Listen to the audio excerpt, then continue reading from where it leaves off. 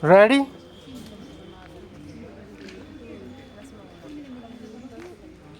Start. अध्यक्ष महोदय, मैं आशा करता हूं कि इस सदन के लिए यह अंतिम अवसर होगा जबकि इस संविधान में इस आधार पर यह संशोधन करने का अवसर आया है। इसलिए मैं आशा करता हूं कि इसकी जड़ में जाने के लिए हमारे सदन को और सरकार को एक हिम्मत होगी।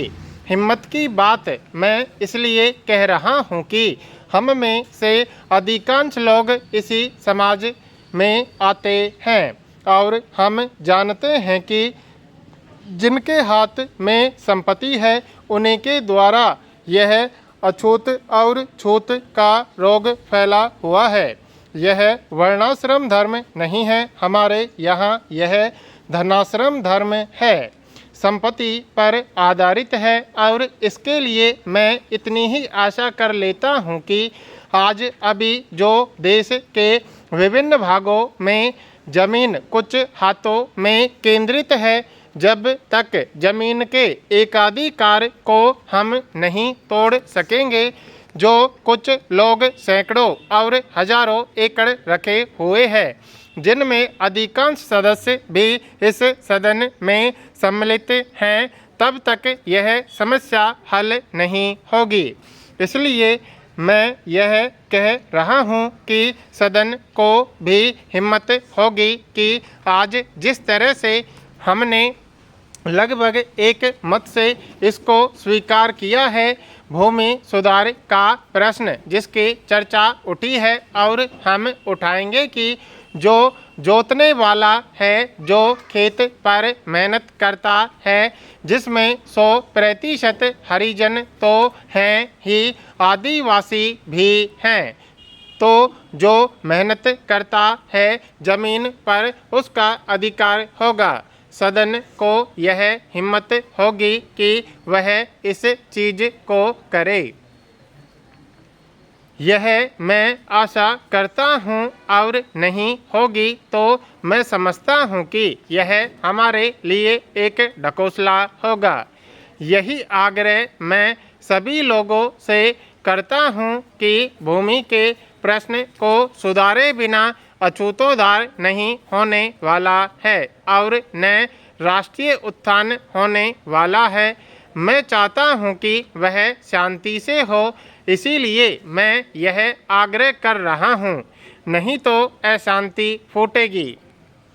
लेकिन हम चाहते हैं कि शांति से हो, इसलिए मैं फिर आग्रह कर रहा हूं कि दल और पार्टी की दीवार तोड़कर हम इस प्रश्न को लें और केंद्रीय सरकार भी हिम्मत करे।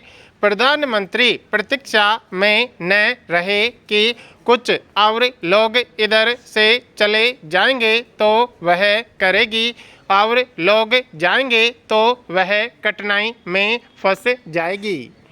इसीलिए मैं कह रहा हूँ कि यह अवसर है। अध्यक्ष महोदय वह हिम्मत करे जिससे देश में जमीन जोतने वाले को मिले और जो मेहनत नहीं करते उनसे जमीन लेकर उसका बंटवारा कर दिया जाए। मुझे आश्चर्य हुआ जब मैंने इस प्रतिवेदन को आरंभ से अंत तक देखने की कोशिश की और इसमें अंग्रेजी का इतना समर्थन मेरी समझ के बाहर की बात थी। अंग्रेजी के समर्थन के साथ रोमन लिपि तक का समर्थन किया गया है। जब हमारे संविधान में देवनागरी लिपि को राष्ट्रीय लिपि माना गया है और आज भी हिंदी देवनागरी लिपि में लिखी जाती है, मराठी देवनागरी लिपि में लिखी जाती है, अन्य भाषाएं अपनी अपनी लिपि में लिखी जाती हैं। रोमन लिपि के लिए इस आयोग की रिपोर्ट में किस प्रकार कहा गया, रोमन लिपि की बात कैसे इसमें आई, यह मैं कम से कम नहीं समझ पाया। पर एक बात देखने योग्य है कि अंग्रेजी का इतना समर्थन होने के बाद भी और कई विदेशी विशेषज्ञ इस आयोग के सदस्य होने पर भी अंत में उन्होंने भी माना कि अंततोगत्वा शिक्षा का माध्यम प्रादेशिक भाषाएं होंगी। आयोग को यह भी मानना पड़ा कि अंग्रेजी के माध्यम रहने से देश की हानि हो रही है और संसार के किसी भी देश में ऐसी स्थिति नहीं है। आयोग स्वयं इस बात को स्वीकार करता है कि इस प्रकार विदेशी भाषा के माध्यम से हमारे देश की कितनी हानि हो रही है। मैं त्रिसूत्री भाषा फार्मूले का समर्थक हूँ। हिंदी साहित्य सम्मेलन, जो हिंदी की सर्वमान्य संस्था है जिसका इस समय मैं अध्यक्ष हूँ, उस सम्मेलन ने भी त्रिभाषा फार्मूले को स्वीकार किया।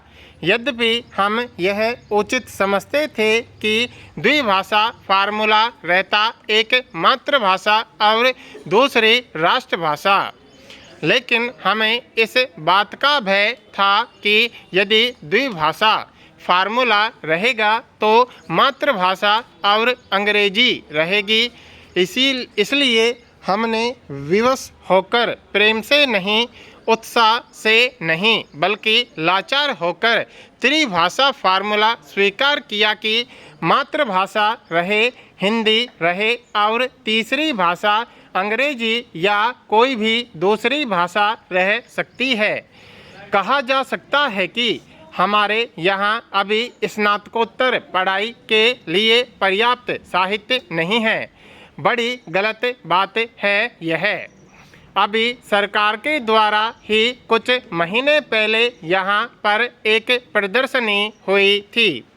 उस प्रदर्शनी से यह बात स्पष्ट है कि हमारे यहाँ पर वैज्ञानिक और शास्त्रीय विषयों पर भी कम से कम हिंदी में पर्याप्त पुस्तकें हैं।